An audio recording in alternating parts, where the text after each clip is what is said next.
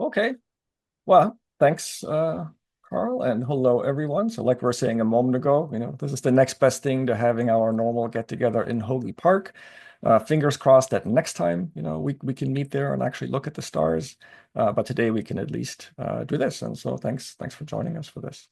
And yeah, so my name is Wolf. I'm one of the folks at SJ doing odd jobs, including this. And so today we're here to talk about gravity, rockets, rogues, and aliens. And you're all guinea pigs. This is new material that no one has ever seen before. So you guys can tell me at the end how this went. Um, and if I click, nothing happens. There it goes.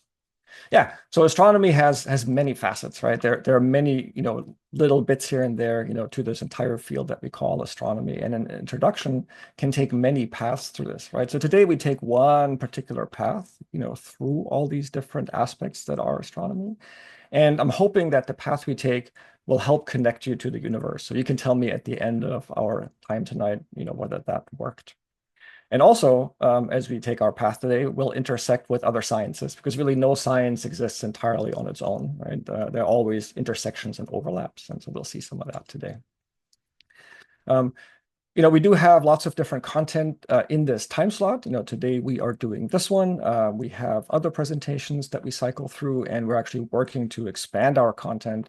So, as the year progresses, keep looking at this slot, right? And you should be seeing, more new material as time goes on. So, if you like tonight, or even if you don't, come back for something else. All right, so now go ahead and buckle up, right? There's a lot of stuff ahead. Don't worry about remembering it all. Go for the big picture. Don't get lost in the details. I will show some details. The details I think are important so that the big picture can emerge. But at the same time, don't sweat the details. Go for the big picture. Like Carl mentioned, feel free to ask questions. You can pop them in the chat, and we may get an answer to you right away in the chat, or we can take it up, commonly here in the presentation. And if you're lucky, you may actually get an answer from me. I do want to be clear that, I'm really just some clown doing this. I'm not an astronomer or a physicist. I just do this stuff because I think it's interesting, and I'm hoping I can share something interesting with you. So we'll do our best to answer your questions, but we're hoping that you're not going to ask us anything that will completely flummox us. All right, somebody who was not a clown is this guy, and I don't know if anyone recognizes this character, but this of course is Isaac Newton. He was doing science about 400 years ago. And he gave us a whole bunch of interesting things. He gave us calculus, laws of motion, law of gravitation. He figured out some stuff about the color spectrum, running light through a prism. He built a type of telescope that we still use today, a Newtonian reflector. And interestingly, he also used to stick blunt needles into his eye sockets to check out the spots he'd seen. So if you want to, follow in Newton's footsteps, I, definitely say check out these things, but maybe don't try this one down here. Now, one of the famous things that Newton left us with are his laws of motion, right? And you've probably heard this. I don't know how long it's been since you had, physics at school. So we're going to do a quick review here. One, a body at rest remains at rest, and a body in motion remains in motion unless acted upon by an outside force. So this really just means if something is sitting on your desk, it's going to keep sitting there until you poke it, or if it's rolling along, it's going to keep rolling until you stop it. And then we have the second law of motion here. The force acting on a body is equal to its mass times the acceleration it's experiencing. And this is, a pretty famous short math equation or physics equation, right? F equals ma. And we'll spend more time looking at that. And then the third law of motion here is that every action prompts an equal and opposite reaction. This is probably one of the most quoted, laws, of Newton's laws of motion.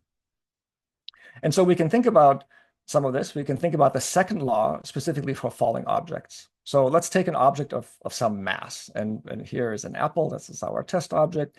And before I talk about more what happens when it's falling, let me just make sure I define mass, right? And we can kind of colloquial define mass as just a measure of how much stuff an object contains. If we want to get a little more sciencey, we would say it's a measure of an object's inertia. But then now we just have to define the word inertia. So we're not going to sweat this down here. We could just think of it as, how much stuff there is in the object. And so now when an object like our apple of mass m falls, right, we all, know what happens when we let something go, right? It's going to accelerate downward. And with that acceleration, then, it implies that there must be a force acting on it, right? And that comes from Newton's second law. And that force is what we call gravity. Now, we can ask, what is gravity and how does it work? And it is, of course, the story that Newton was sitting under an apple tree watching apples fall when he had some epiphanies, that helped him figure this out. I used to think that this story was apocryphal. Maybe this didn't really happen. But it turns out I found that there was a contemporary of Newton who wrote a biography and actually, spoke with him. And so maybe, this story actually has some historical accuracy. So we're going to think about falling apples then, right? And I do want to warn you on the next couple of slides, there is some math ahead. If you didn't like math in school, don't panic. We're going to take this slow together. And yeah, just stick with me through this. So the force of gravity between two objects, if we look at just Newton's law of gravitation is given by this mathy looking thing. But, pictures are good. So let's look at a picture over here. So here we have two things, like two masses, right? So this over here could be the Earth. This over here could be me. And gravity means that there is some force between those two objects. And I can feel that right now because I'm sitting in my chair. I'm not just, floating off into the air, right? So it's gravity that's holding me firmly in my chair. Or the two masses could be you and me, right? So of course we're not together in a hall today, but if we imagine that we were standing across from each other, maybe here you are and maybe here I am. And it turns out that even between us, there would be a force of gravity. Now, it would be tiny, tiny, tiny. So that's why we don't feel it in an everyday life. We feel the Earth's gravity and really nothing else. But there would be gravity even between, you and me. And as you can see kind of in our math equation here, right, the force goes up as, the masses get bigger. And so when this is the Earth, it's a big number. So then, this over here ends up being a big number. If this is you and me, this is a small number, right? And therefore the mass is not that much. But yeah, so if this is you and me, right? And let's say, there's a certain base force between us. If I now eat a whole bunch of burritos to the point where I double my mass, that means that the force of gravity between us would also double, right? So the force of gravity between two objects increases proportionally to each of the masses. Now, the other thing that matters is the distance between the two objects, and that's what they call r here, right? And it's from the center here to the center here. And the force of gravity between these two objects decreases with the square of the distance between them. So what that means is if we're standing a certain distance apart, and then let's say I take some steps back, so I double that distance, then the force of gravity between us would actually become a quarter of what it was. It would go down by a factor of 4. Okay, so now let's think about that in the context of gravity on Earth. And this is going to be the slide that has the math on it. Again, just stick with me here. We'll make it through. Right? We already talked about the second law a little bit, right? That is just F equals ma. And, I've got some extra letters here. So GE just means gravity of the Earth, right? So this is the force of the gravity of the Earth. Here's the mass of our apple that we're dropping. And then this is the acceleration that the gravity of the Earth is imparting on the apple. And then we had the law of gravity just from the prior slide, right? So this also describes the force of gravity of the Earth. And we said that depends then on the mass of the apple and the mass of the Earth and the distance between them. Okay, so if we look at this, so really we've described the force of gravity in two ways. So we can write this all as one line, boom, right? So now we have basically that this thing must be equal to this thing. And now we can do some algebra, if you may remember this from school. We can look and notice that, hey, there are these ma things, right? The mass of the apple is on both sides. So I can cancel that out. I can divide it away. And I'm left with just this. So something really important just happened, right? So notice it doesn't actually seem to matter whether I'm dropping an apple or a bicycle or a paper clip, right? Because the mass of that thing that I'm dropping just disappeared from our mathematical equations here. And now we can play one more trick here, right? So what we have is we have the mass of the Earth, and then we have this r here, right? This r, we said, is the distance between the center of the Earth, in our case, and the center of the apple or whatever we're dropping. But you know what? The Earth is really big, right? So here's the Earth. It has a huge radius. And does it really matter how much higher the apple is above the surface of the Earth? It's tiny, right?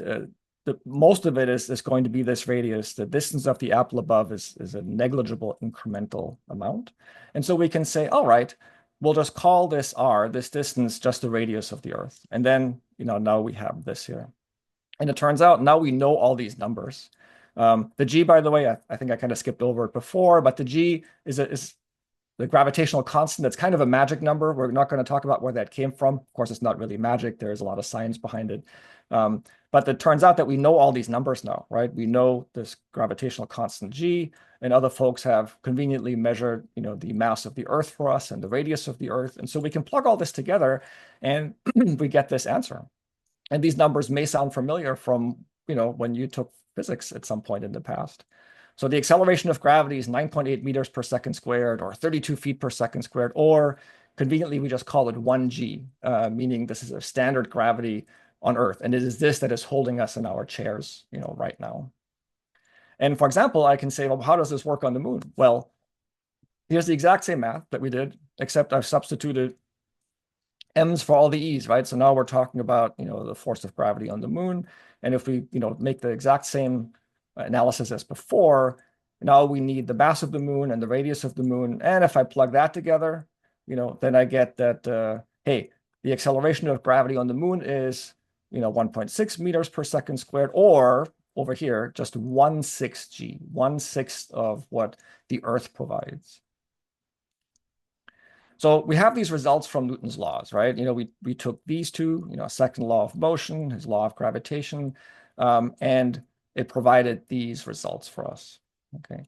And so I want to take a moment and just say something about natural laws in general, right? So Newton's laws are natural laws, and natural laws are different from society's laws. I've sometimes seen this cause confusion. And so natural laws are descriptive, right? We are writing down rules of nature as they already are. We're basically describing what nature is already doing. So these laws are models of reality. For example, force is equal to mass times acceleration, or you can't travel faster than light, right? These are laws of nature, and we cannot break them. It's just how things work. Society's laws, on the other hand, are prescriptive, right? We create rules to govern ourselves. Like, for example, you got to pay your taxes and don't steal stuff, right? These are rules we impose on ourselves, and you could technically break them. That might be consequences, but maybe you'd get away with it too, right? So there is a fundamental difference between natural laws and society's laws in that one is descriptive and the other one is prescriptive. And now natural laws and science, how do these things fit together? So natural laws are products of science. And science is really, at a very high level, I think it's two things. One is that all models and laws of nature, science is all the models and laws of nature that we have already deduced. And this is the kind of stuff that we learn like in physics class in high school or whatever, right? And these are important.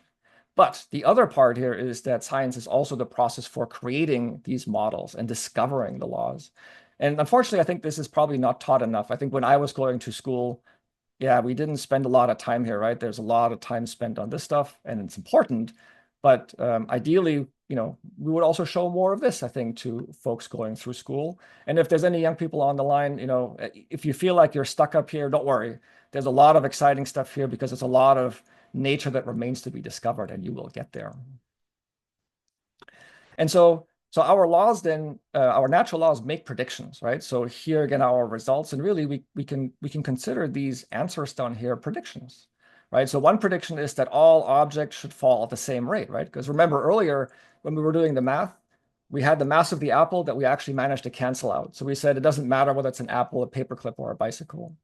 And then the other prediction we're getting here is that on the moon, right, gravity is pulling not as strong, right? It's only 1/6 of the strength. So things there should fall more slowly.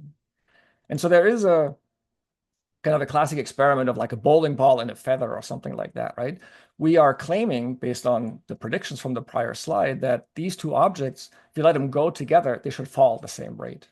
Now you might think, wait a minute, right? I know the feather will fall more slowly, but what's happening there is that the feather is fighting more against air resistance. We can feel there's air just by waving your hands back and forth. If there's someone next to you, make sure you don't smack them if you try this.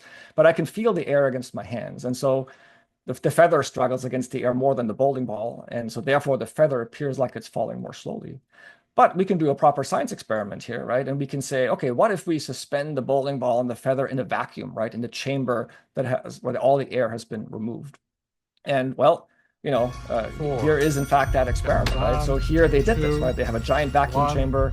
Release. They, pull the air out, and now they're dropping the two objects together, and look what happens, right? So they are in fact falling in perfect synchrony here, right? So No, they're falling very slowly because they took a slow motion video here, right? Because otherwise the drop would be just too fast. But yeah, so we can see as it falls, they stay together because they're, it doesn't matter whether it's, bowling ball or a feather, they're all experiencing the gravity. And on the moon, the same thing works too, right? So this is actually from over 50 years ago, an experiment they did on the moon when we went to visit there. And he's dropping, a feather and a hammer, and again, they are landing together, and they do actually fall more slowly there than they do here. And so, yeah, in this case, the predictions that were made by these natural laws, we can call them confirmed.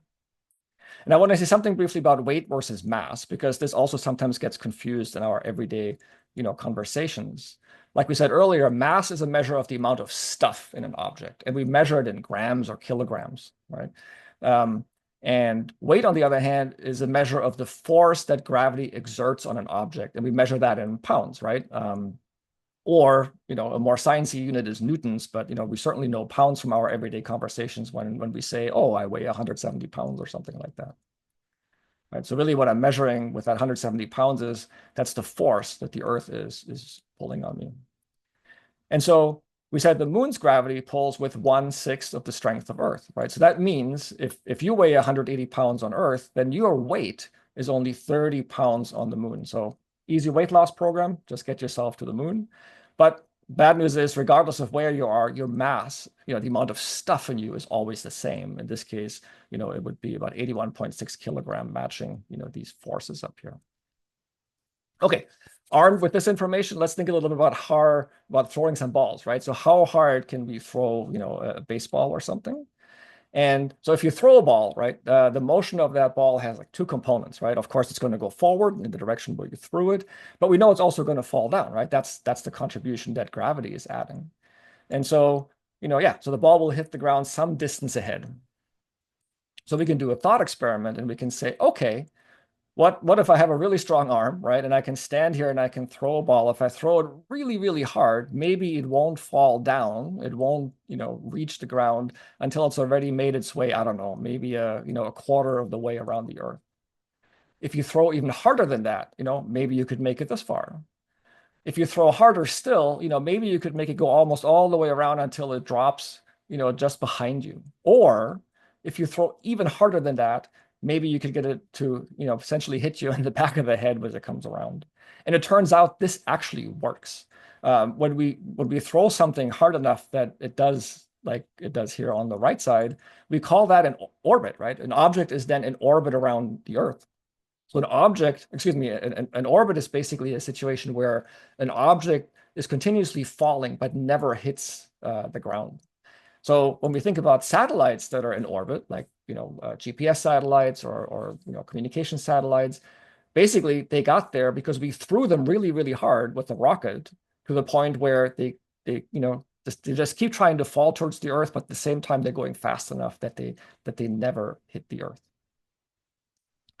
So Newton's laws have been super useful, right? They took us to the moon with the Apollo missions 50 plus years ago, and they helped us build a lot of our civilizations. So this is great. But wait, not so fast. It turns out there are some wrinkles here. So, Newton's laws or natural laws in general, like we said, are models of reality. And there's a saying in science that all models are wrong, some models are useful. And sometimes people misunderstand this. I want to make sure we don't do that today. This doesn't mean that all models are garbage and we know nothing, right? That's not what this is saying. But it's saying that, whenever you have a model, it is kind of by definition an approximation of reality, because the only better thing is reality itself. So every model is going to be off in some little way, right? And they're nevertheless useful. So if we look at Newton's laws, right, turns out they're super useful in predicting the motions of our planets for the most part. Because it turns out if we look at the orbital path of Mercury in our solar system, well, the measurements don't quite match Newton's predictions, right? So either Mercury's misbehaving or there's some flaw or limitation in Newton's laws. Okay. And so when a model fails, right, when a model is not quite predicting reality, right, on one hand, it's like, well, crap, we can be sad and go home. Or, right, we can say, hooray, there's new science to be found, right? And this is where learning and discovery happen. So actually, often scientists, they almost want to see results that they don't expect, because that means there's something cool to be found, right? And in this case, this guy helped us find some of the cool stuff, right? So it's probably one of the most famous scientists of all time, Albert Einstein, right? He was doing science about 100 years ago. And, he gave us, among other things, the theory of relativity. And so he kind of tried to rethink gravity. So gravity behaves like a force, but is it, right? So he proposed that gravity is really the warping or curvature of space. And it's like, what, right? I mean, we cannot really imagine what that means. So, conveniently, he left us with a nice equation down here, right, which almost looks as simple as F equals ma. But man, actually, for example, under this symbol here, this is called the Einstein tensor. This is really a shoebox full of a whole bunch of complicated stuff. And I don't understand that math either. And so we're not going to try to dig into that shoebox today, but that's fine. What we're going to do instead is we're going to try to understand it more intuitively. Sadly, we cannot visualize how space is really curved. And in fact, it's even more complex than that, because technically we should say how space-time is curved. And now you might ask, well, wait a minute, how did time get into this? But you know what? What we're going to do is we're just going to imagine a bowling ball on a trampoline. Okay, because that's something I think we can all visualize and understand. So like here is in a way, a trampoline here, if you will, that black surface. And I have kind of a sun bowling ball and an earth bowling ball, right? And if you put a mass, right, on the trampoline, of course, will kind of dimple, right, at the place where that mass is sitting. And so here, of course, the trampoline is a two-dimensional surface. It's a two-dimensional space, right? That's how we can imagine the dimpling. In reality, the space around us is three-dimensional, and it's also doing some curving, but we'll never be able to see that. Our brains just cannot perceive it. So we're stuck with our trampoline analogy. But yeah, with that trampoline analogy, right, each mass creates what we call a gravity well. And you can see why it's a well, right? Because, again, it's kind of this dimple. And larger masses, will warp or curve space, more than the smaller ones. And so it turns out that, if we wanted to like shoot an object, along our trampoline here, well, because there's this curvature from this guy, the object will actually kind of loop around like this. It will actually kind of follow the dimple a little bit. And here's another diagram of this. This is kind of how an orbit works, right? Earlier we said, you could have something just indefinitely kind of falling around an object and never hitting it. That's an orbit. And so, yeah, in Einstein's model, what that means is that that object is essentially just, kind of rolling around this curvature dimple, the gravity well, kind of indefinitely. And so here's my attempt at showing this with a dinky little marble experiment, right? So here, this yellow thing has a little bit of curvature to it, and you can see that the marble, actually goes around. Now, of course, eventually it falls down the little drain hole there, because this is not a fancy science instrument. It's just a piece of plastic that I 3D printed. But I'm hoping this kind of gives you the idea of how an object, would perhaps kind of circle around, in the gravity well like this. And it turns out that it's not just stuff that wants to take this curvy path, wants to roll down the gravity well. Even light is predicted to do that, right? So general relativity predicts that gravity bends light. And now how will we test this, right? This is quite a dramatic assertion, right? And it's tricky because light travels very fast. Space has to be warped a lot for the bending to be noticeable. And to do a lot of warping of space, we need a really large mass. Right? It's like, well, what's the largest mass we have? Turns out it's our sun. Right? Our sun contains over 99% of the mass of our solar system. And, you might look around the Earth and think, the Earth is pretty big. It looks pretty heavy. But actually, it's a tiny, tiny fraction of all the mass in the solar system. And the sun has 99% of it. So we can do something like this. So here we are on the Earth, as observers looking out. Here is the sun. And, if there's a star over here, its light will get close to the sun and actually bend around it. And then, it goes to our eyeballs on the Earth. But then from our perspective, it actually appears as if the star is over here, right? Because our eyes don't know that the light was bent by the mass of the sun. And so this was one of the first tests of relativity. And here, actually, this was done in 1919. They were basically doing this. They were trying to test this. But they had to wait for a day of a solar eclipse, because otherwise, if you look in this direction, right? You can't see anything because the sun is too bright. So you have to wait until the moon conveniently covers the sun for you. And then they can see that, hey, yeah, it actually does appear like this star is shifting position. And they did this in a place called Principe in Africa in 1919. And my partner and I were here, and she took a picture of me looking dorky standing next to these historical landmarks. And you can actually see that the plaque has a diagram on it that looks just like this. And so um, gravity bends light. We have seen it happen. And it turns out that even Newton's gravity actually predicted this to some extent. But just like with Mercury's orbit, a Newton-based prediction was just a little bit off, right? General relativity, though, it nails it, right? It gets it right. And so there have been many tests of relativity. We're not going to read all this. The point is that, yeah, each one of these boxes is something else scientists did to see if predictions of general relativity come true. And again, it nails it every time. There are more tests coming. We'll see what happens, right? But they'll probably nail it also. And when something is so well tested, we actually call this the theory of general relativity. And in general, I want to say that, a scientific theory this also causes confusion sometimes in daily conversation. In daily conversation, the theory is a guess. It's like, I have a theory about what you had for lunch yesterday, right? But in science, actually, a theory is something much more specific and much stronger. A scientific theory explains how a particular part of nature works. And it's supported by multiple lines of high quality and mutually consistent evidence. You can make reliable predictions, and it's been tested over and over, right? And it's really one of the strongest statements that science can make. And so some of the most solid theories of science are general relativity, quantum mechanics, not the Deepak Chopra kind. If you don't know who this is, that's great. Don't go looking for Deepak Chopra. But yeah, relativity, quantum mechanics, and evolution are like three of the most solid scientific theories that we have. So remember that all models are wrong. Some models are useful, right? If we think back to Newton's laws, these work great on Earth. And relativity is much more complicated, and it's unnecessary for a lot of the stuff that we do on Earth. But we do need it for things like the orbit of Mercury, and it turns out GPS. Your GPS system would not work if we did not have these models and understand, the complexity behind them. So relativity is more correct, but both models are useful, right? It depends on your context and what you need. So gravity is what holds our solar system and our galaxies together, right?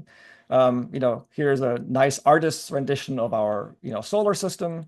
And, here we are in the galaxy, we live just about here, right? And of course, everything that glows in this galaxy picture is a bunch of stars, right? So our star, our sun is just one little glowy bit, that all merges into this broad glow in the spiral arms. And so planets orbit our sun, right? And so here's like a 3D model of, again, the gravity wells, just to help illustrate this a little bit more, right? So in the center is the sun, and because the sun is the most massive thing, it has a really deep gravity well. And then, here we have all our planets around it, and each planet is its own mass and has its own, gravity well, dimple in space. And then, yeah, this is how, things end up kind of rolling around each other like clockwork to keep our solar system going. Now, just like the planets orbit the sun, our solar system orbits the center of the galaxy, and there's a giant black hole there that is kind of the anchor of all this.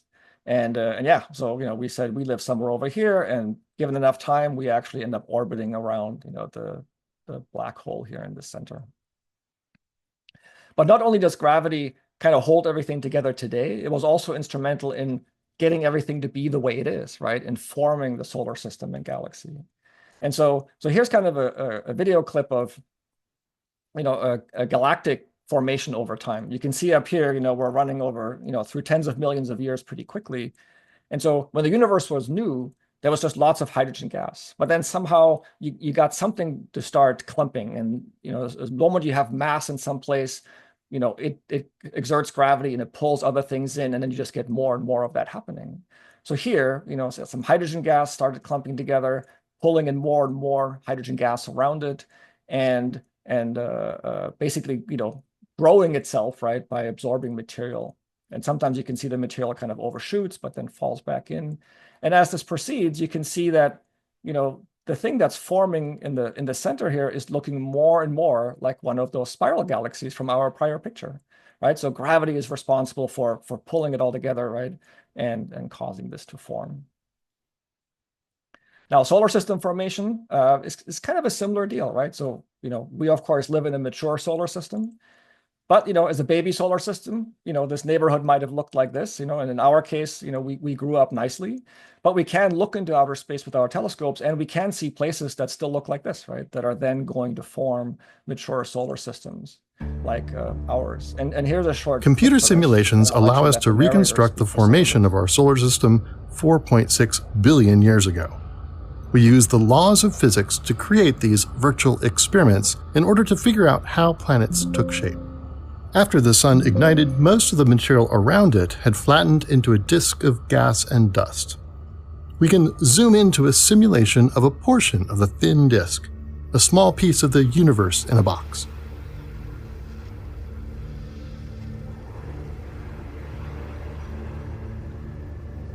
Here, a dense swarm of objects clump together to form what astronomers call planetesimals. This simulation addresses how planetesimals form from much, much smaller particles, the size of pebbles. Pulled together by gravity, some planetesimals formed the planets, while others became asteroids and comets and dwarf planets. As the planets accreted, they carved out gaps in the disk. But the solar system remained quite cluttered.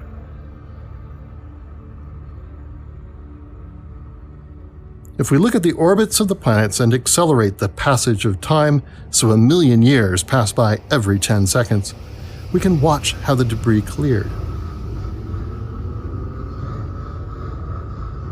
In this simulation, the giant planets, Jupiter, Saturn, Uranus, and Neptune, shift their orbits, and many unlucky asteroids and comets and dwarf planets get kicked out of the solar system. The migrating giants wreak gravitational havoc.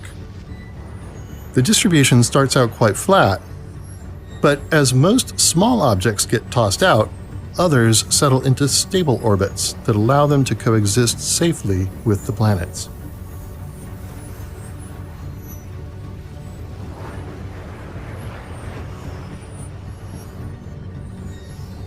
But their orbits aren't as flat as the original solar system.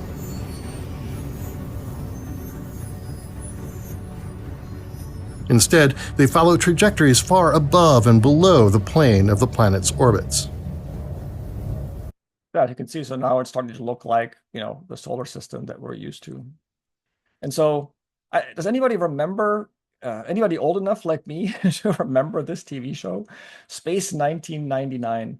The premise here was that there was a base on the moon. This part makes sense. We'll probably have a base on the moon sometime in the future. So here there were about 300 people living on the moon, and then Earth sends nuclear waste to the moon for storage. And the nuclear waste explodes on the moon, specifically on September 13, 1999.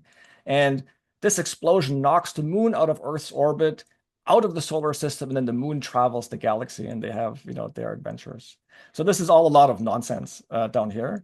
But, remember how in our simulation just a moment ago, right, while the solar system was forming, a lot of objects were actually getting thrown out, right? So on one hand, the action of gravity ends up creating a nice, neat solar system at the end.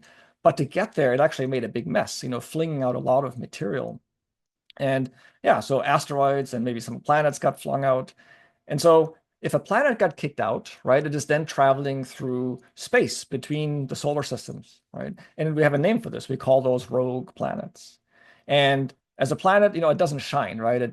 It's only suns, only stars shine. So we cannot easily see that planet unless we have help of some sort. Now, if there is a star nearby at a moment, then we can see it. Our telescopes can actually show us planets like this. And astronomers go looking for these, right? And, there's a table you can look up where there's a whole bunch of sightings of rogue objects, like this, candidate objects and some confirmed ones. But what if a rogue is not near a star, right? So there's no light for a telescope to see it. That's kind of a bummer, right? But it turns out we know a trick to see it anyway.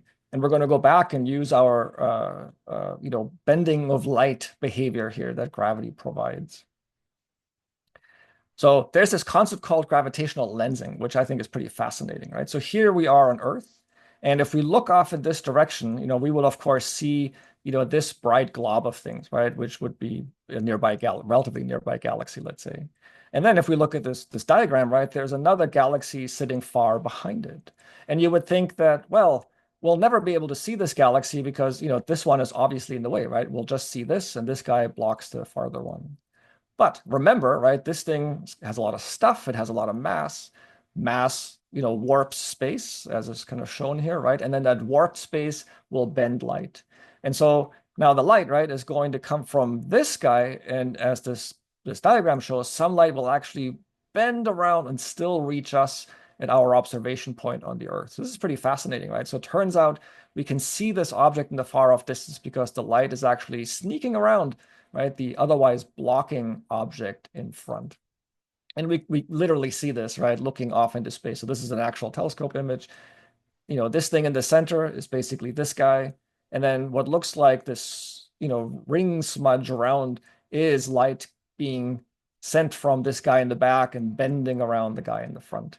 And these are called Einstein rings, or, gravitational lensing is the general effect. And this particular thing is a galaxy which has been lensed around. And we can use computational methods to actually figure out what this galaxy then really looked like by kind of undoing the smearing effect here. And if we look at one of the first pictures from the James Webb Space Telescope, we see a lot of lensing as well. See all these smudges here? This is all gravitational lensing that's embedded here. So it's, we see this stuff actually happen quite easily. And so it turns out, so we can see light from distant galaxies lens around nearer galaxies. And we can do the same thing at a smaller scale, because this lensing also works in what we call microlensing. So if a rogue planet passes in front of a more distant star, that star's light should lens around the planet. And so here's kind of an animation of this. So here's the rogue planet. Now, of course, here you can see the rogue planet a little bit, the way this is animated, but in reality, the planet itself would be just invisible.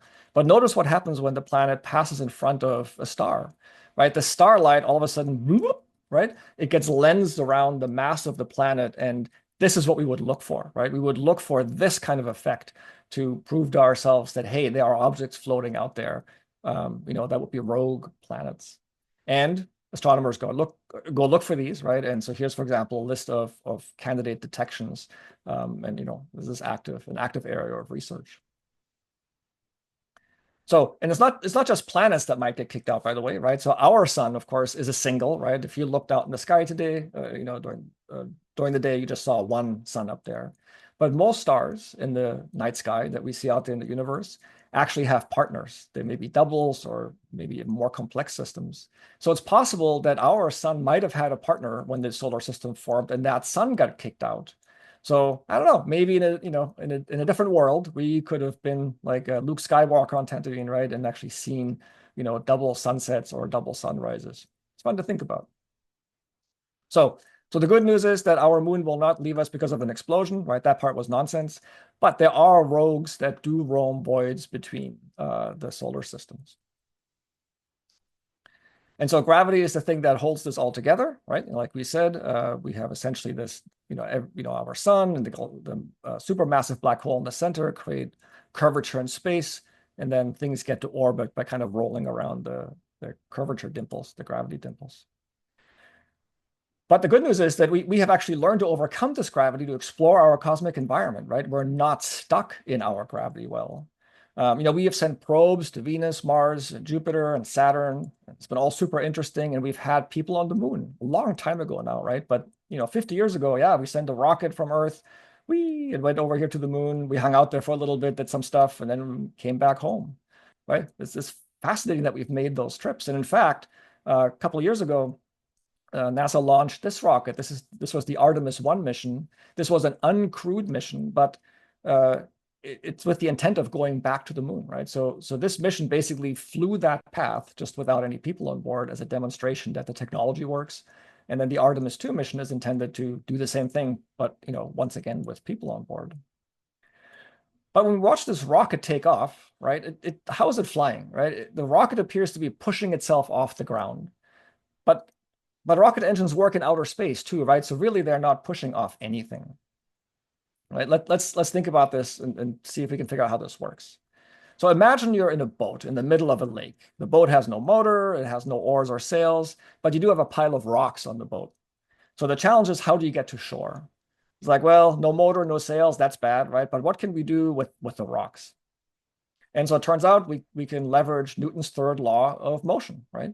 If I throw a rock off in one direction, right, the boat will incur an opposite reaction or motion into the opposite direction. And if we want to be sciencey about it, right, this is momentum being conserved. And so, rockets work the same way, right? Now, we're not throwing out rocks, of course, right? But they work by throwing something of themselves out the back, right? If this is a rocket here and it's got some initial speed, it's sitting here, and now basically we take a bit of the rocket and we throw it away. Then the rest of the rocket will go a little faster, some delta V, in the forward direction, in this case, off to the left. Now, we're not throwing rocks. They're actually throwing hot gases out the back, right? And the gas that we're expelling, we also call that the propellant. And so let's, now's a challenge here, right? Let's say we want to launch, like a crew into orbit or to the moon, let's say. And in fact, we did this, right? This looks a lot like the module that we sent to the moon 50 years ago. And you can see the real thing actually in the USS Hornet in Oakland, right? There's a museum there where you can check out the actual capsule. But in our thought experiment, we're going to put this capsule on the rocket and we want to shoot it, let's say, to the moon. So the question is, how big of a rocket do I need to lift that capsule, or what we more generally call the payload, right? I want to be able to lift that up into orbit. Or the other way to ask the question, how much fuel or propellant do I need to load onto my rocket, right? So I can lift the payload. And so the rocket must be able to reach a certain level and speed in Earth's gravity well, right? So again, if we think of our trampoline analogy, we have to be able to crawl out of this well, right, to either get high enough so we can roll around in orbit, or maybe, get all the way up here to, let's say, make it to the moon or something like that, right? If I don't have enough push, well, I'm going to fall back in the well. And more colloquial, that would be called a crash, right? That means the rocket crashes back to Earth. So if we want to fill our rocket tank, right, we want to lift a rocket of a certain mass and weight. And great, so I will add some fuel or propellant to then lift this weight. But wait a minute, right? I had a certain mass to start with. I had to add fuel to lift this. But by adding this fuel, I have now made the rocket heavier, right? So now I have to lift the original rocket plus the fuel I just added. And that means I actually need to add more fuel to lift the fuel that I previously added. I hope that made sense, right? This is called the tyranny of the rocket equation, right? Because you have a rocket, you add fuel that made it heavier. Now you have to add more fuel to lift the extra fuel you just added. And that is why our rockets are so big, right? This is the Saturn V rocket, again, our mission to the moon from 50-ish years ago. It's 110 meters tall. This thing is huge, right? And the payload is up here. That's where the people are sitting. So this whole thing is almost all engine, right? And in fact, it's broken up into stages. The idea being that, here's a fuel tank and an engine. But once you've used this fuel, why are you carrying this around? You don't want to have to push more mass than you have to. And so the idea is that we use this engine and then we throw it away, right? And then we use another engine and throw it away, so that as the rocket travels farther, it actually becomes lighter because we just discard parts of it. But yeah, either way, these things are huge. And so we can think about, what would this look like maybe on different planets? So we live on a 1G world, right? And we know on a 1G world, this works, right? We shoot rockets into space all the time. But what if we were on a world with 1.5 times the gravitational pull as Earth, or maybe 2 times? Well, I would need more fuel, more energy, right, to be able to escape the gravity well. And it turns out that over here, the rocket would have to be about 5 times bigger, and over here about 25 times bigger than what we use on Earth. This is, it was already really big. Could you imagine, the rocket we just showed 5 or 25 times bigger? So it turns out that aliens living on, let's say, a 1.5G world, they may never be able to leave it. With rockets, they would not have had the technological advancement that we were able to enjoy, through space technology, right? Because if we were here, we might have been stuck here, right, for the last, 50-ish years instead of going to the moon and setting up satellites. So we're lucky. We can leave our 1G world with rockets. This is the rocket that took us to the moon in 1968. But sadly, looking around, we found no aliens up there, on the moon, on Mars, or anywhere else so far. So we're stuck, having to kind of imagine our aliens. And we do, right? We have lots of sci-fi stories out there. Here's a whole bunch of Star Trek aliens, right? They're all characters from Star Trek shows. If you like Star Wars, we could look at these guys, but notice that all of these alien characters have like two arms, two legs, a head with two eyes, two ears, a nose. They're really all very human. And so why are there so many humanoids in space? Well, of course, we cannot hire truly alien actors because we haven't met any yet. So clearly that's a problem.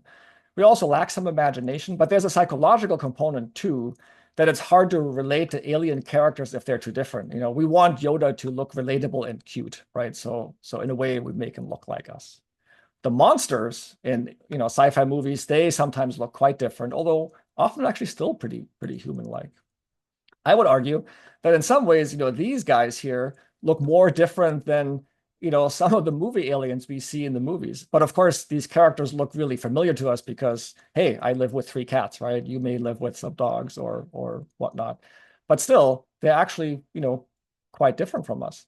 These animals, though, and humans are all related, right? We're all tetrapods, meaning we have a common body plan with basically four limbs, right? So a lot of life on Earth actually follows this body plan, even if it looks kind of strange to us.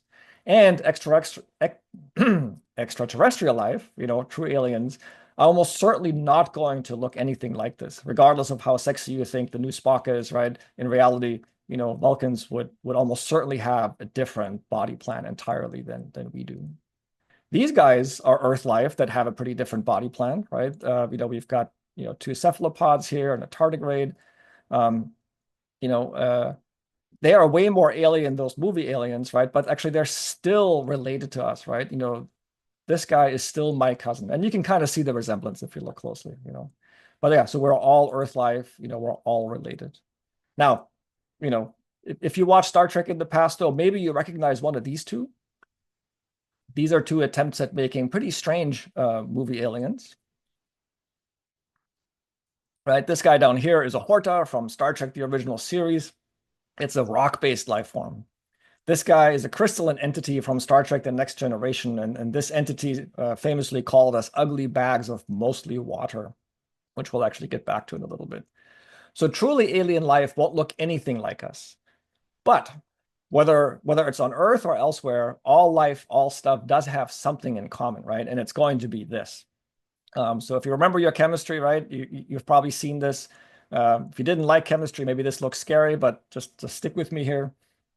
Right? If you listen to my other presentation, that's an intro to astronomy in a different way. You've heard me call this nature's Lego blocks, because essentially each one of these is a different building block that nature uses to make stuff. Just like you can make lots of different things out of these Lego blocks. And to be a little more sciencey about it, right? These are different types of atoms or chemical elements. Now, we used to think that atoms are the smallest things they are. We now know that actually, you can take atoms apart into these things, and you can even take these things apart into these things. We're not going to worry about any of this today, right? So we're going to think of this as, the fundamental building blocks, the nature's Lego blocks that we use to build stuff. And so 13.8 billion years ago, right, the young universe had only hydrogen for the most part. And then, that formed into stars, and those stars went through their life cycles, and boom, those life cycles produced all these natural elements. And I know I'm skipping a lot of steps here, right? But this is fundamentally, how we got to this inventory of nature's Lego blocks. And if we focus just on these two, this is hydrogen and oxygen. Here you can think of it as these Lego blocks, right? So hydrogen has like one little connection dot, and oxygen has two little connection dots, connection points. And of course, we know that, we've all heard of H2O, right? It's one of the most famous chemicals. And, it is an oxygen stuck to two hydrogens. And this, by the way, is why we got called ugly bags of mostly water, because you drank a lot of water today. Your body has a lot of water in it. I guess the ugly is a little judgmental, right? But the mostly water is certainly true. So yeah, again, if we look at it from a Lego block perspective, we have two hydrogens with one little connection point, then getting to plug into the oxygen that has two. And so what we've done then is, we've basically taken some of these Lego blocks and we've made this thing we call a molecule, right? So it's an assembly of Lego blocks. And we all know different forms of water, right? It comes as ice, it comes as liquid, and it comes as steam. And just to make sure we're doing good science, the steam is actually this part here that we cannot see. This over here is technically not steam. It's actually already condensed water, liquid water. And in fact, liquid water is where the action is, right? Many materials dissolve in liquid water. You know this, right? You can put sugar or salt in water and it seems to go away, right? But it's sitting in the water in solution. And so liquid water is important because it allows materials to mix and chemistry to happen, which basically means, you can take the Lego blocks of nature and kind of rearrange them easily in some other way when it is in solution. And our bodies require liquid water partly for that purpose. Well, and so we think that liquid water may be required for life, or at least liquid water makes life a lot more likely.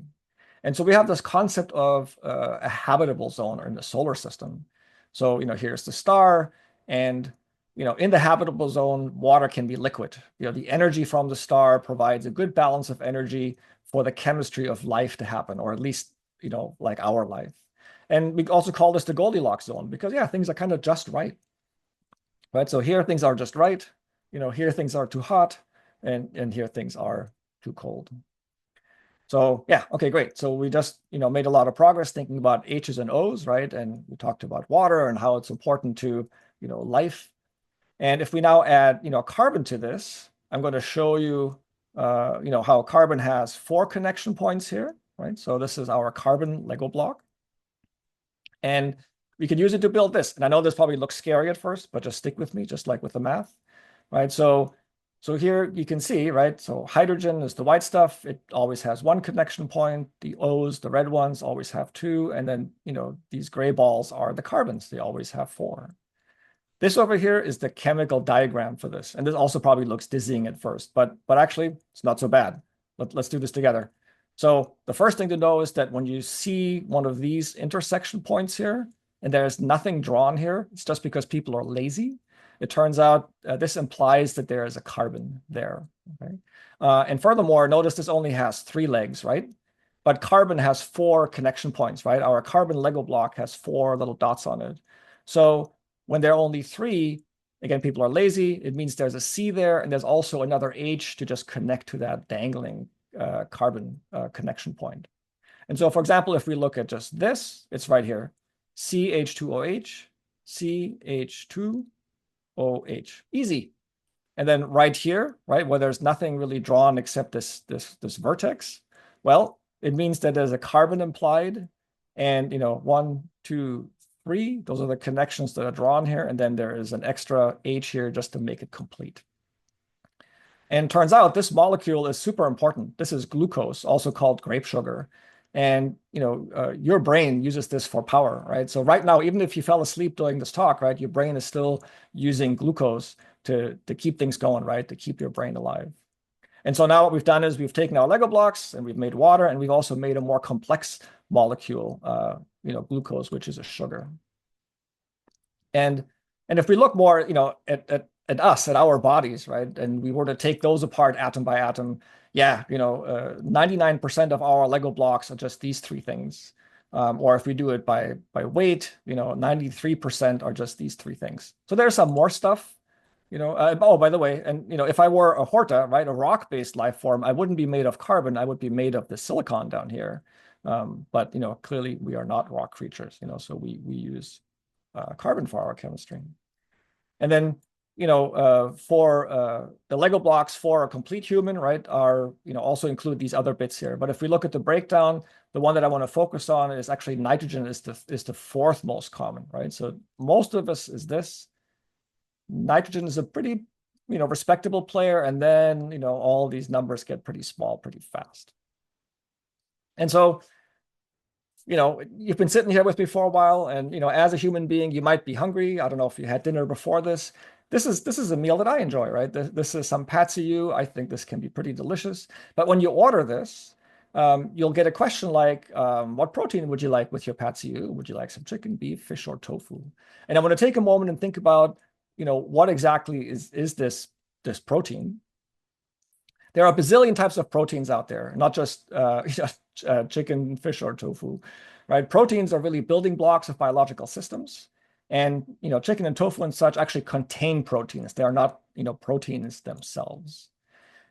Proteins are assemblies of smaller building blocks called amino acids. And your body uses amino acids to build the proteins it needs. So your body needs 21 different amino acids, and it can make 11 of these by itself, but the other 10 we have to get from stuff we eat. So what happens is, you need to eat protein to provide the amino acids your body cannot make by itself. So you eat that, digestion breaks those proteins into amino acids, and then, then your body can use that to rebuild what it wants to. Okay, this may also be kind of a busy looking picture at first, but like before, stay with me. These are the various amino acids that your body uses to make proteins. And let's remember that, whenever we have, just like a couple lines coming together, they're really carbons or CHs here. And let's just focus on this guy down here. So this guy, is just like, actually, it's simpler than the glucose thing we looked at earlier, right? You've got some carbon, some oxygens. The one thing that's new here is this blue guy. This blue guy is a nitrogen. Remember, we had oxygen, carbon, hydrogen, and then we said that nitrogen was the next biggest player in the list. And so really all these amino acids use a little bit of nitrogen to build themselves. And so now here we are, right? So we have, we have water, we have glucose, amino acids, and then proteins are super complex molecules made out of lots of these things. But these are all structured out of, our atoms or chemical elements or nature's Lego blocks. What about this guy? Anybody saw this movie a little while ago? Actually, by now, quite a few years ago. So this is a movie about eugenics, through genetic engineering. And of course, genetic engineering means there's DNA involved. DNA is the carrier of our genetic code. It's often called a blueprint, or really more accurately, we should call it a recipe for building an organism. And you may have heard of the letters of this code, AGCT. And by the way, right, they spelled the title of the movie out of these letters, right? So they were being quite clever here. I also think of these maybe as bits, right? We know computer code runs on zeros and ones, right? Those are like the elements of information in computer code. And so DNA bits, are AGCT, if you will, right? And these are called nucleotide bases or nucleobases. And, they look like this. At this point, we probably kind of know how to read these things. And here in the center is, a picture of DNA, right? The nucleobases are the things that are sitting in the center, reaching across those two helixes. And, so they are down here, other complicated molecules. Now, why am I telling you all this? This is all in preparation for a field trip. We're going to take a field trip to a place called Bennu. Here's the travel brochure. Bennu is a giant asteroid, about 500 meters across. And, here is the orbital path. Crosses the orbit of Earth, gets kind of close to Venus. On the other end, it gets kind of close to Mars. So, yep, this is where we're going. Here it is. It's a very nice and inviting place. This is Bennu. And it turns out we've actually sent a probe there. This is the OSIRIS-REx mission. And this spacecraft went and collected material from Bennu. And it came back down to Earth back in 2023, about a year and a half ago. And so, Japan actually did the same thing with another asteroid called Ryugu. So it's the same idea. They did a sample return mission from this place. So what were the mission's findings? So here is Bennu. They looked at it and they found in the sample stuff called ammonia. This might not look very exciting. It's a nitrogen with 4 hydrogens on it, but turns out ammonia is super important to build other more complicated molecules. And then, this is really the fun one. They did find on Bennu the 4 nucleobases, right? The bits of DNA. Ryugu, they found amino acids, right? The things that we use to build our proteins. And so here we have, right, a universe that started out as hydrogen. Stars made all this stuff. Hydrogen is everywhere, right? So that's cheap to get to make bodies like ours. Carbon and oxygen are made by stars all over. Supernova explosions from really big stars make the other stuff. And apparently amino acids and nucleobases assemble easily. We just find them lying around, on asteroids out there, right? And so here's a timeline of the development of the universe, right? So this is 0 years in the past. This is kind of today. This is almost 14.8 billion years in the past. And as history advanced, right, stars made all our Lego blocks, more complex molecules like some amino acids arose. Then there was an event here called abiogenesis. This is the process of life arising from non-life. We don't know how this worked yet, right? There may be more than one way it could have happened, and there's no reason to think that it only happened for us. And after this happened, then we kind of know how this all worked. This is our theory of evolution that explains the advancement, through these years here. But yeah, so did this process happen anywhere else out there? And so true aliens, extraterrestrials will most likely not have our body plans, right? They will not look like tetrapods. They're going to probably look very, very different. But their chemistry may not be all that different at all, right? Would they be carbon-based? Would they use amino acids? Maybe, right? Because this stuff is just cheap. It's just everywhere out there. It's fun to think about hortas or something, but you don't even need to, because again, these things are much more chemically flexible and abundant. So I don't know. You can think about. Oops, I'm sorry. So you can think about what you might expect out there. So yeah. So is there other life? Habitable zones seem to be the best places to look. Like we said earlier, you need liquid water, and it turns out the galaxy itself has a notion of a habitable zone. Um, we don't seem all that special, right? We could have arisen in lots of places. But could life be outside of these zones, even though we think these are the most likely places? Well, we don't know what we don't know, right? Maybe our imagination is too limited here. And so we could ask, maybe there's life even somewhere else just next door. And in fact, we are asking this question, right? So here is Europa, a moon of Jupiter. So this thing is it basically has a giant ice crust, right? Its surface is ice, but we believe that there is liquid water under this ice. So technically, this is outside the habitable zone, right? The sunlight that gets there is not enough to keep its surface liquid. But energy here comes from tidal action from its neighboring planet, Jupiter, right? So Jupiter's tidal action kind of needs this moon, keeping it warm enough that there can be liquid water. And because we think this is interesting, right? NASA has a mission, the Clipper mission, that's on its way to look for this, right? So it launched in 2024, and it's going to do science in the early 2030s. So look for this. This should be interesting. There's also this guy, for example, Enceladus, a moon of Saturn, also has a subsurface ocean. The Cassini probe that was around Saturn detected plumes of ice ejected from the surface. So there's some idea that maybe under the surface of this ice shell, right, there are geothermal vents. This, of course, is a picture of a vent on Earth, but maybe there's something like that on Enceladus. That could be a place where life could arise. So life might be out there. And then we have to ask, well, could aliens visit us? And I think they would visit us from beyond our solar system, if anything, because we're pretty sure that Europa and Enceladus have nothing that could visit us.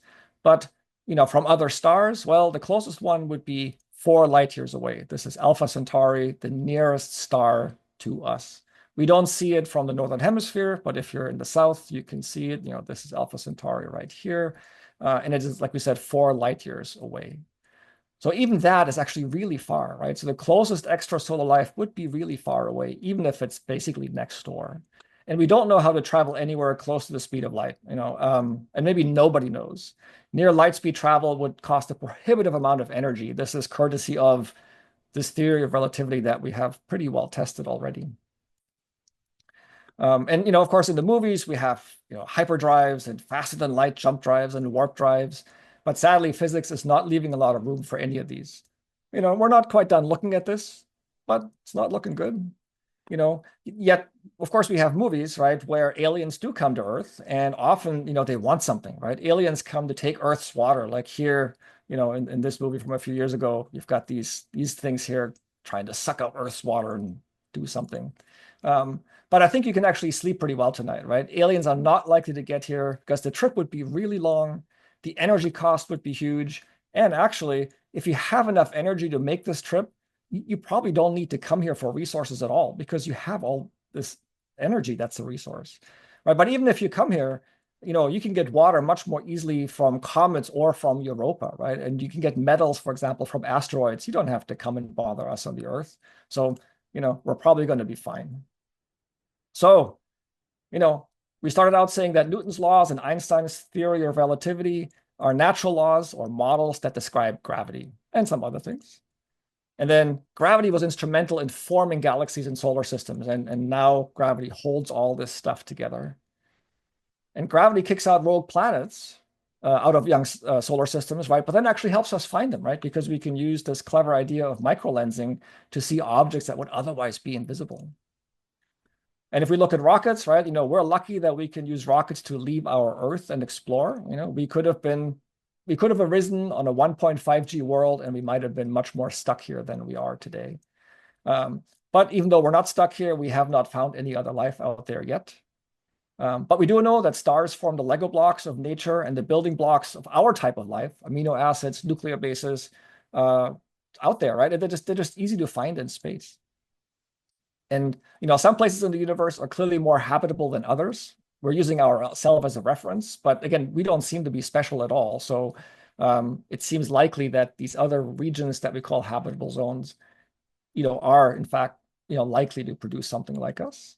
And while aliens out there are not going to look like us or visit us, hey, maybe they are thinking about us just like we're sitting here thinking about them. So in my mind, that's kind of a fun thought, right? Maybe somewhere out there, some alien person is giving an astronomy talk, right, and thinking about us as we're sitting here. And so with that, I'll say thanks. I hope that was interesting, and I appreciate you spending time with us, talk about gravity, rockets, rogues, and aliens.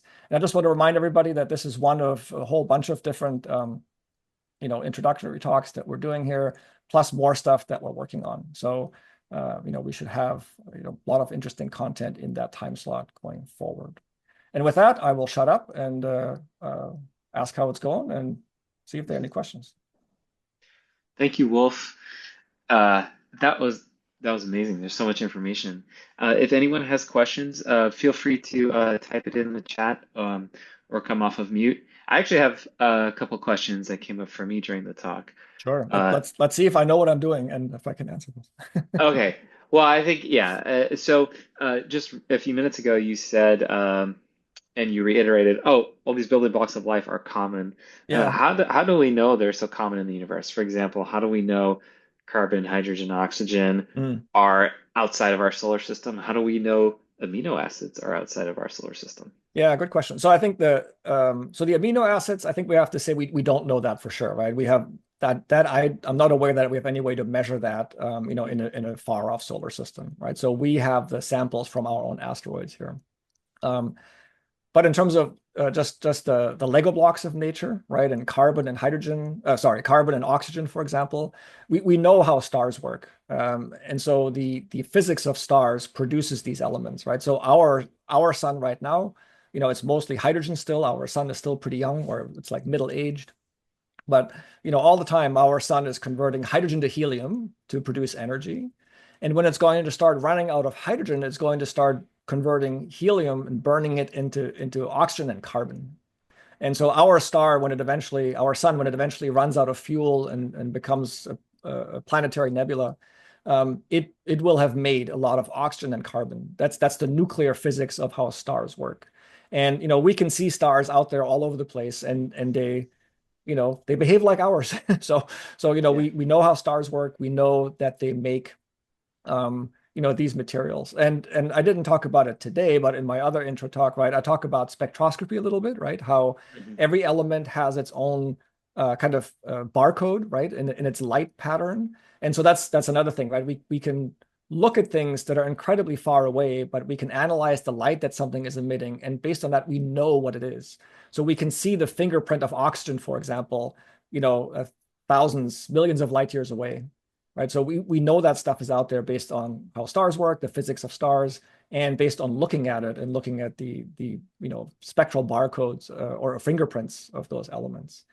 For the nucleobases and the amino acids, yeah, we don't know, right? I mean, so we're kind of guessing that if they arose easily here, it seems like it's a pretty standard process that could arise them. And there is something called the Miller-Urey experiment from maybe 50 years ago, where they basically put a whole bunch of raw materials like the carbon and oxygen, nitrogen, whatever, in a flask, and they tried to set up conditions like that might have occurred in a primordial place with infusing energy like lightning and heat. And yeah, it spontaneously produced amino acids, for example, right? So these things do appear to assemble easily.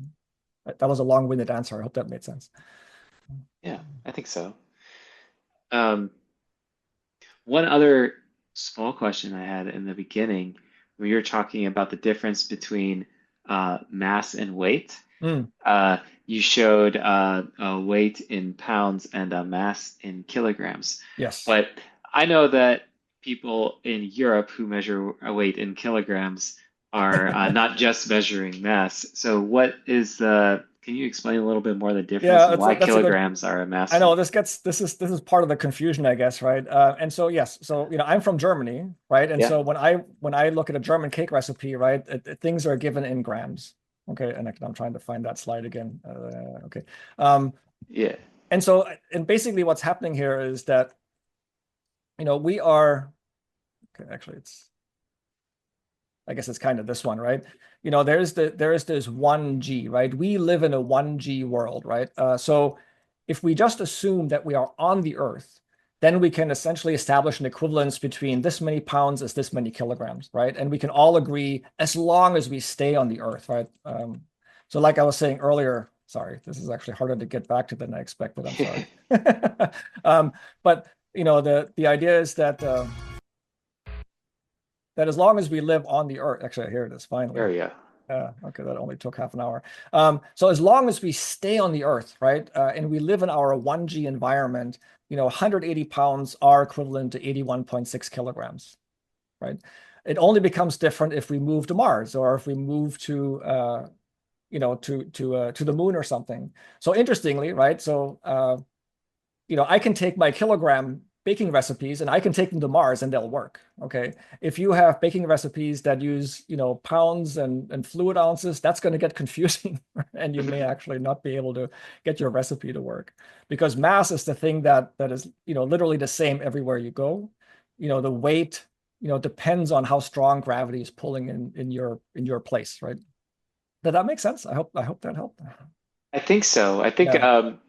maybe a missing link for Mm, me is how do you measure mass, right? I mm, can step on a scale and it can say 180 pounds or yeah. 81.6 kilograms. Where I go to the moon, that scale would say something different, be it Yes. in pounds or kilograms. So how Mhm. do I measure my mass?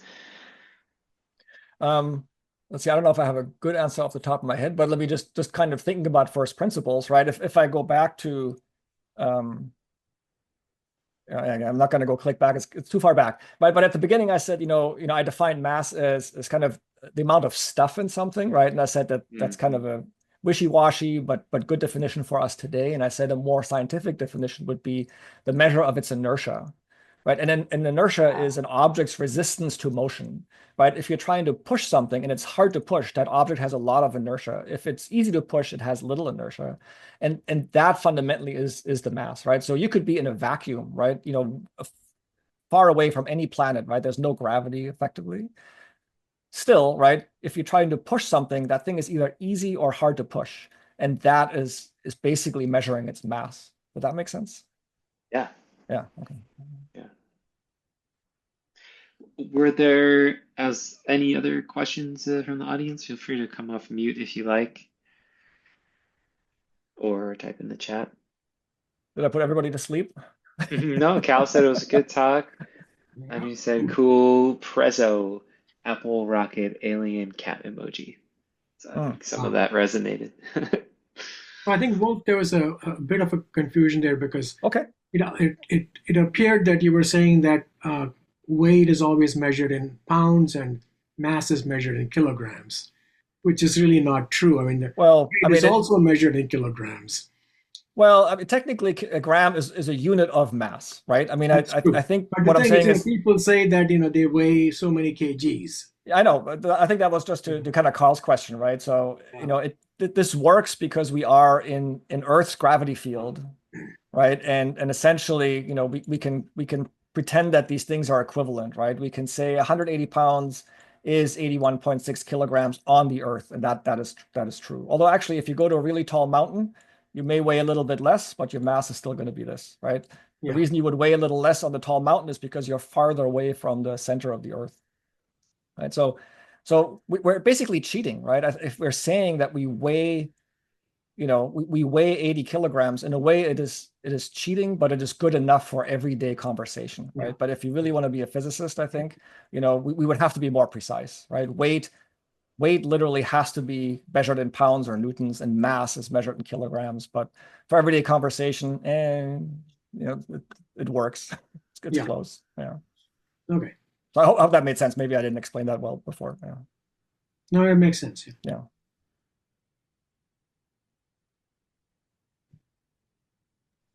Okay. Okay.